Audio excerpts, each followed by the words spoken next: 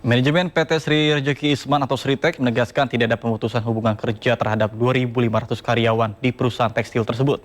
Sritek memastikan perusahaan tetap mengkaji karyawan yang diliburkan imbas minimnya bahan baku.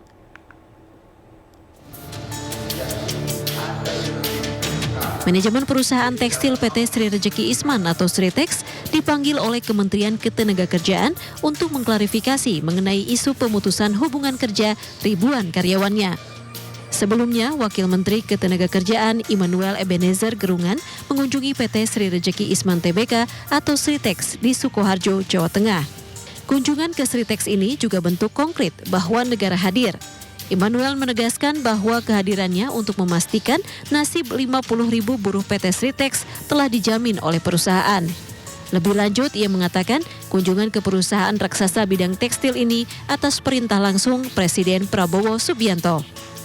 Ada berita simpang siur pasca kehadiran saya di Sritex terkait permintaan Presiden Prabowo Subianto yang akhirnya ditugaskan ke saya untuk memastikan adanya PK atau tidak. Kemarin waktu kehadiran saya di Sritex, beliau memastikan bahwa kami tidak akan melakukan PHK. Saat konferensi pers bersama Wamenaker, manajemen Sritex memastikan tidak ada pemutusan hubungan kerja atau PHK terhadap 2.500 karyawan dalam status kepailitan di perusahaan tekstil ini. Presiden Komisaris Sritex Iwan Setiawan Lukminto menegaskan ribuan karyawannya tersebut diliburkan karena adanya persoalan mengenai pasokan bahan baku yang tersendat. Sritex telah meliburkan sekitar 2.500 karyawan akibat kekurangan bahan baku. Ini memang kemarin ini kan ada tersendat di dalam proses administrasi di situ.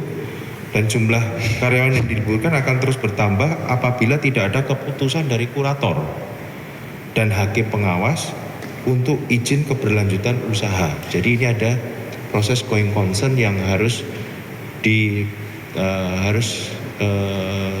cepat diputuskan oleh hakim pengawas karena ini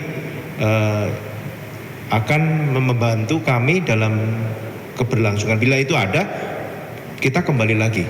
Begitu. Berdasarkan catatan laporan keuangan, Sritex memiliki utang cukup besar kepada 28 bank dalam negeri dan sejumlah bank asing. Hingga 30 Juni 2024, total utang bank, baik untuk jangka panjang maupun pendek, berjumlah 828,9 juta dolar Amerika Serikat, atau berkontribusi sekitar 51,8% dari total liabilitas yang dimiliki, di mana total liabilitas Sritex senilai 1,59 miliar dolar Amerika Serikat.